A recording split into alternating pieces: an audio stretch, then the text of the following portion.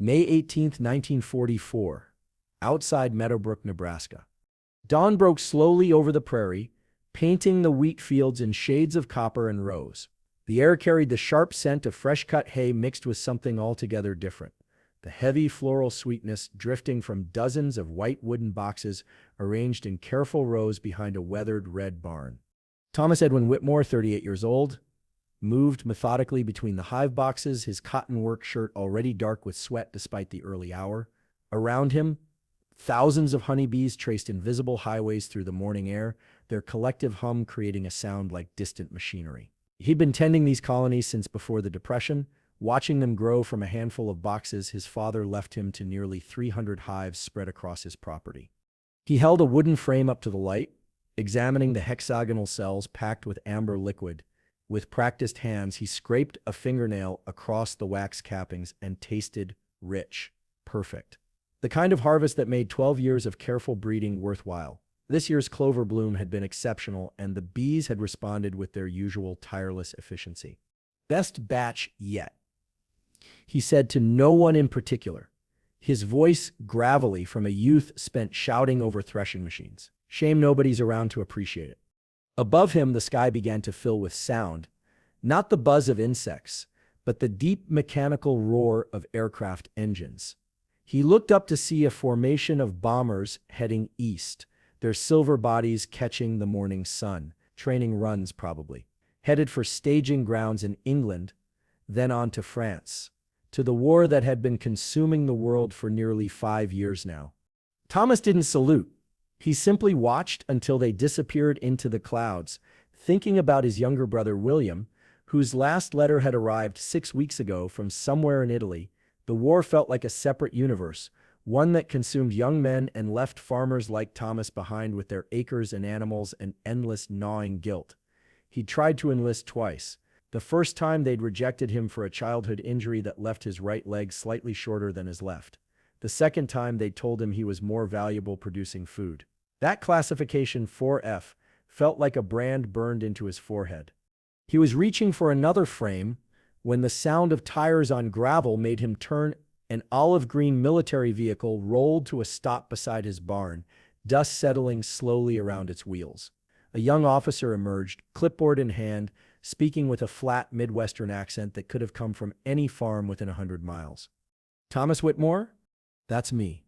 I'm Lieutenant Davis, Army Quartermaster Corps. Your name came up on our procurement list. Records show you operate approximately 280 active colonies. Is that accurate?" Thomas wiped his hands on his pants. "Give or take a dozen. Why?" "We're securing honey for military use, medical supplies, field rations, preservation. The Army needs reliable producers who can meet regular quotas." He consulted his clipboard.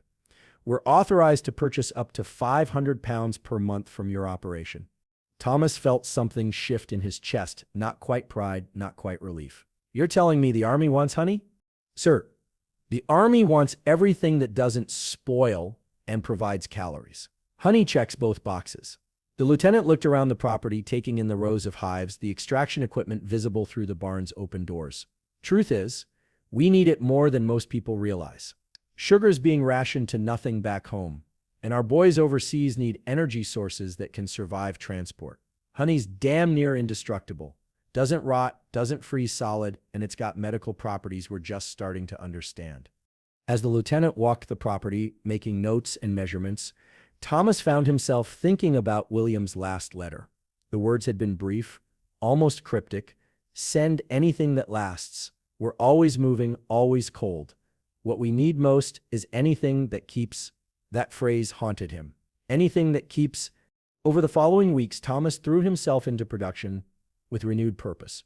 He expanded his operation to 320 hives, nearly 20 million bees working under his care. He hired old Peterson's daughter to help with extraction and bottling. He worked from sunrise until well past dark, his hands sticky and aching, his back screaming from lifting heavy frames laden with honey. The harvest that summer broke every record he'd ever set. But with each barrel he loaded onto Army trucks, the same questions circled through his mind. Where does it go? Who uses it? Does it actually help? Or is this just busy work to make farmers feel useful? His neighbors had their own opinions. "Heard you're supplying honey to the war effort." Old Man Peterson said at the general store one afternoon, his tone somewhere between amusement and contempt. That's real patriotic, Thomas.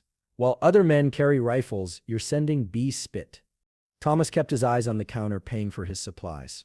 Somebody's got to keep folks fed. Sure. Just seems like a convenient excuse. Peterson's voice carried through the store. My boy's over there getting shot at. Your bees are safe at home with you. Thomas left without another word, but the comment burned. It burned because part of him agreed. What good was honey when men needed bullets? What kind of contribution was sweetness in a world drowning in blood? The compound started by accident on a humid August afternoon. Thomas had been struggling with a stubborn hinge on his workshop door, a massive iron thing that had rusted solid after years of neglect. He'd tried machine oil, tried kerosene, tried brute force with a crowbar. Nothing worked. The screech it made could be heard across the property, a sound like metal screaming. Out of frustration more than inspiration, he grabbed a jar of honey that had crystallized during the winter, mixed it with some beeswax he'd been melting for candle making, and added a splash of linseed oil from the shelf. The resulting paste looked disgusting, somewhere between axle grease and molasses, but when he worked it into the hinge with a rag, something remarkable happened. The screech stopped completely. Not just quieted, stopped. He swung the door experimentally. Silence. He did it again. Harder. Still nothing but a soft whisper of metal on metal, as if the joint had been wrapped in velvet. The compound had created some kind of seal, a flexible layer that absorbed vibration and muffled sound at its source. Well, I'll be damned, he muttered, staring at his paste-covered hands. That might have been the end of it. Just a farm trick for rusty hinges, something he'd mentioned to neighbors over coffee. Except that 3 days later, Lieutenant Davis returned with a different kind of urgency in his eyes. This time he wasn't alone. A captain stepped out of the vehicle with him, older, with the weathered look of someone who'd seen combat. Mr. Whitmore, I need to ask you something unusual. Davis looked exhausted, his uniform rumpled. You ever think about honey for anything besides eating? Thomas raised an eyebrow. Meaning what? The captain spoke up. Meaning we've got a problem in the European theater. Our supply convoys are getting ambushed before they reach the front lines. The enemy can hear our trucks from miles away, diesel engines, rattling frames, metal on metal. Every squeak is a signal flare. Every mechanical groan might as well be a spotlight. He paused, his jaw tight. We've lost good men because a truck door squeaked at the wrong time. And you want me to, what? Make the trucks taste better? Thomas couldn't keep the edge from his voice. Davis didn't smile. I want you to make them quieter. We've tried everything: rubber gaskets, fabric wraps, special greases from chemical companies. Nothing works well enough or lasts in field conditions. But someone mentioned you've been experimenting with honey-based compounds. Something about a door hinge that doesn't squeak anymore. Thomas blinked. Who told you that? Peterson's daughter. She works for you, doesn't she? She mentioned it to her father, who mentioned it to a recruiter, who mentioned it to me. Davis stepped closer. Does it work? He thought about the door hinge, about how the compound had not just lubricated but somehow absorbed vibration, created a seal that muffled sound at its source, about how it had lasted through 3 rainstorms without washing away or hardening. Maybe, he said slowly, I'd need to test it properly, but yeah, I think I could mix something that might work. How much can you produce? The captain asked. Depends on what you need and how fast you need it. Start with 50 gallons. If it works, we'll need more, a lot more. The captain's expression softened slightly. Look, I know this sounds crazy. Honey on military vehicles, but we're losing trucks, we're losing supplies, and we're losing men. If there's even a chance this works, we have to try it. That night, Thomas converted his equipment shed into a makeshift laboratory. He experimented with ratios, adjusting the proportions of honey, beeswax, linseed oil, and pine tar. Some mixtures were too thin and ran off metal in the heat. Others were too thick and cracked in cold temperatures. He tested each batch on different surfaces: iron hinges, steel plates, truck parts he borrowed from the garage in town. After 2 weeks of trial and error, burning through gallons of honey and pounds of wax, he created something that seemed to work: a dark, viscous paste that could be brushed onto metal surfaces, where it formed a flexible, sound-dampening seal. It didn't just lubricate, it insulated. It absorbed the tiny vibrations that accumulated into the rattles and squeaks that betrayed a vehicle's position. He sent 5 barrels to Fort Leavenworth with a simple note: apply to hinges, axle joints, and any metal parts prone to squeaking. Test in field conditions. Reapply every 2 weeks or as needed. Then he waited. Days passed with no word, then a week, then 2. He went back to his regular routine, extracting honey, tending hives, trying not to think about whether his strange experiment had been a complete waste of time and military resources. The reply came 3 weeks later, not from Lieutenant Davis, but from a Captain Reynolds with the 7th Logistics Brigade, European Theater. The letter was typed on official military stationery. Your compound designated LS9, Liquid Seal 9, has been tested on 6 vehicles during night operations near Argentan. Result: measurable reduction in acoustic signature, estimated 30% decrease in detection range based on field observations. 2 vehicles coated with your compound passed within 800 meters of known enemy positions without detection. Control vehicles without coating were detected at 1,200 meters. Request immediate production increase to 150 gallons per month. Authorization and payment schedule attached. Thomas read the letter 3 times, each time more slowly. Then he walked out to his hives and stood there in the fading light, listening to the bees settle for the night. The sound they made was soft, almost peaceful, millions of wings creating a collective hum that spoke of work, purpose, survival. "You crazy little things," he whispered. "You might have just done something important." By September, Thomas had hired 3 local women whose husbands were overseas to help with the mixing and packaging. His barn became a small factory producing 200 gallons per week of the compound, now officially designated in military paperwork as Field Application Sealant Type H, the H standing for honey, though few people outside the procurement office knew that. The mechanics overseas called it ghost grease. The infantry called it silence in a can. But whatever name it went by, it was being applied to hundreds of vehicles preparing for some of the most critical operations of the war. The work was grueling. Thomas developed chemical burns on his hands from handling the hot wax. His sheds smelled permanently of honey and linseed oil, a cloying sweetness that got into everything: his clothes, his hair, even his food. He barely slept, catching a few hours before dawn and then working until midnight under kerosene lamps. But he didn't stop, couldn't stop, because somewhere across the ocean, his brother William was out there, and maybe, just maybe, the trucks carrying supplies to William's unit were coated with this compound. In early October, Thomas received a package wrapped in brown paper and tied with twine. Inside was a torn piece of canvas, looked like it had been cut from a tent, with a message scrawled in pencil. The handwriting made his breath catch. "Thomas, they used your stuff on our trucks. We drove through hell, and the devil never heard us coming. Rolled right past a German checkpoint in the dark. They never fired a shot because they never knew we were there. Whatever you're doing, keep doing it. You're saving lives. You're saving my life. Will." Thomas sat on his porch for a long time that evening, the note in his lap, watching the sun set over his fields. The bees were quiet in their boxes, settling in for the night, unaware that their work had just helped save lives half a world away. He allowed himself, for the first time since the war began, to feel something other than guilt. Not pride exactly, that felt too presumptuous, but purpose, the sense that maybe finally he was doing something that mattered. The orders kept coming, not just from the European theater, but from the Pacific too, where jungle humidity made machinery squeal and rust at alarming rates. The compound worked there as well, providing a water-resistant barrier that lasted longer than anything the Army had previously tested. Thomas expanded production again, taking over the entire barn, building additional workspaces. The operation grew beyond anything he'd imagined. At its peak, he was producing 250 gallons per week, coordinating shipments to 3 different ports. Then came the Battle of the Bulge. In mid-December, German forces launched a massive surprise offensive through the Ardennes forest. The attack caught Allied forces off guard, creating a dangerous bulge in the front lines that threatened to split the Allied armies in 2. Thomas learned about it from the radio, listening to Edward R. Murrow's grave voice describing desperate fighting in the snow. 2 days later, a military courier arrived with an urgent telegram. Maximum production required immediately.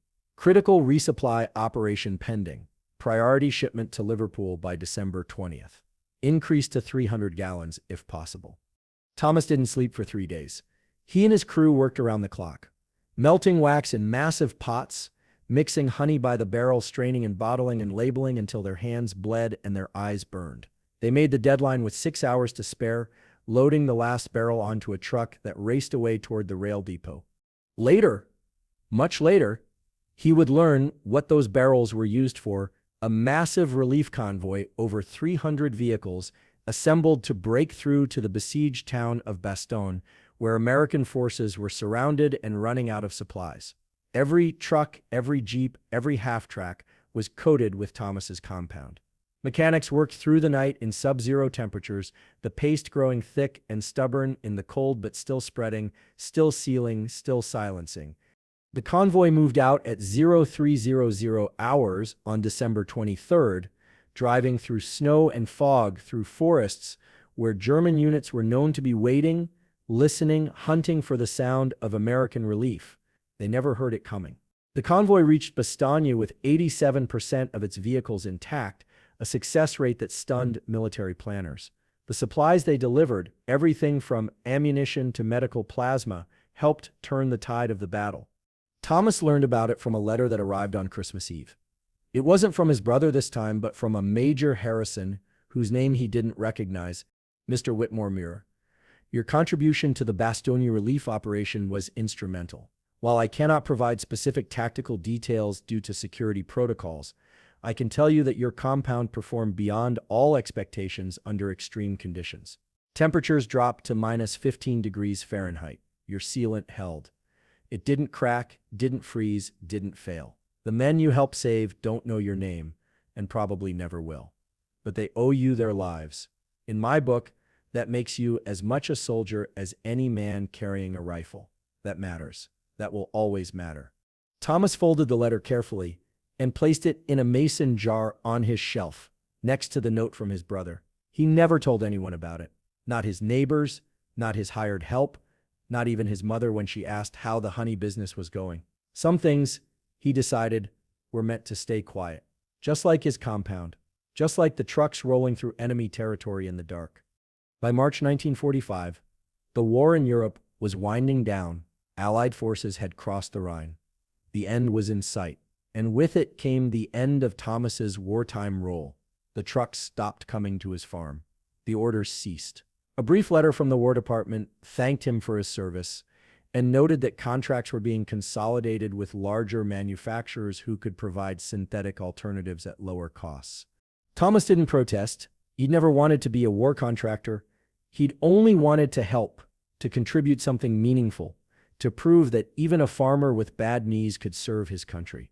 He returned to regular honey production, rebuilt his hives after a hard winter, and prepared for the peace that everyone knew was coming. On May 8, 1945, Germany surrendered. The war in Europe was over. Church bells rang across Nebraska. People gathered in town squares. Old man Peterson shook Thomas's hand at the general store without saying a word. His eyes red, and Thomas understood that Peterson's son had come home too. 3 weeks later, William came home. Thomas was working the hives when he heard the truck pull up. He didn't turn immediately. He was in the middle of a delicate inspection.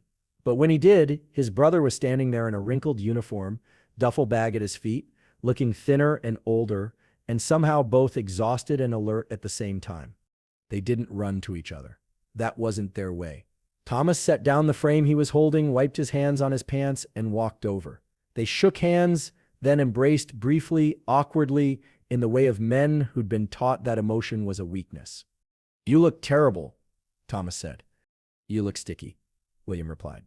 They sat on the porch that first evening, drinking coffee, saying almost nothing.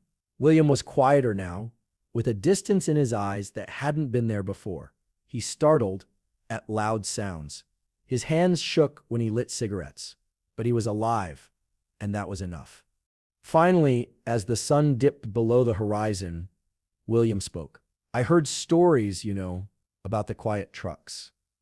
Some of the guys figured out it was honey-based, started calling them bee trucks." He paused, staring at his coffee. I knew it was you. Even before I got your letter back in October, I just knew. Nobody else would think of something that crazy. Thomas didn't respond right away. Then did it help? More than you'll ever know. William's voice was quiet.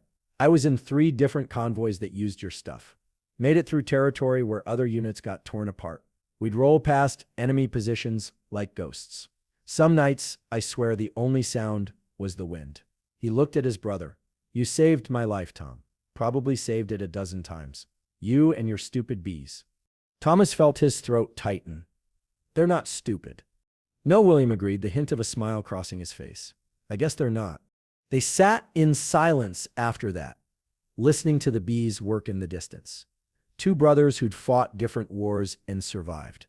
The sound of the hives was soft, constant, like breathing, like the world slowly learning to exhale again. Thomas Whitmore never received a medal. His name never appeared in history books or newspaper articles about the war. When he died in 1968 at the age of 62, his obituary in the local paper was 3 sentences long. Thomas E. Whitmore, lifelong farmer and beekeeper, passed away Tuesday at home. He is survived by his brother William and numerous nieces and nephews. Memorial service to be held Saturday at First Methodist Church. The compound he'd invented was never produced again after the war. Modern technology moved on to synthetic lubricants and acoustic dampening materials developed in military laboratories with budgets that dwarfed Thomas's entire life savings. The formula was filed away in government archives, marked as obsolete, forgotten by everyone except a few logistics officers who'd seen it work. But in a dusty file cabinet at the National Archives, there's a folder marked Unconventional Materials, WWII Logistics, 1944 to 1945. Inside that file is a report typed on yellowing paper that reads, Honey-based sealant compound, LS9, demonstrated unexpected effectiveness in reducing vehicle acoustic signatures during nighttime operations. Estimated contribution, 3 200-plus vehicles treated over 14-month operational period, resulting in measurably improved operational security during critical supply missions. Producer civilian contractor, Nebraska. Cost per gallon, 87 cents. Estimated lives saved through reduced ambush incidents. Unquantifiable but significant. Sometimes history isn't made by the people we remember. Sometimes it's made by the ones we forget, the farmers and factory workers, the inventors and tinkers, the ordinary people who see a problem and solve it with whatever tools they have at hand. They don't get parades or monuments. Their names don't get carved into marble, but their work echoes through time in ways both invisible and profound. Thomas Whitmore saw trucks that needed to be quieter. He had honey, wax, and a stubborn refusal to accept that he couldn't contribute. So he mixed them together in a barn in Nebraska and made vehicles silent. And somewhere in France in December of 1944, when snow was falling and men were dying, a convoy rolled through enemy territory without making a sound, delivering the supplies that would save a besieged town. The men in those trucks never knew why they survived. They didn't know about the beekeeper in Nebraska or his strange invention. They only knew that somehow miraculously they'd made it through when others hadn't. And maybe that's how the most important contributions work. Not with fanfare or recognition, but in the quiet spaces between disaster and survival. In the silence where men lived instead of died. What small contribution do you think history has overlooked? What quiet heroes deserve to be remembered? Leave your thoughts below, because sometimes the smallest acts carry the greatest weight. And if this story made you think differently about how ordinary people can change the course of extraordinary events, share it, pass it on. Because the best stories aren't always the ones we remember, they're the ones we almost forgot.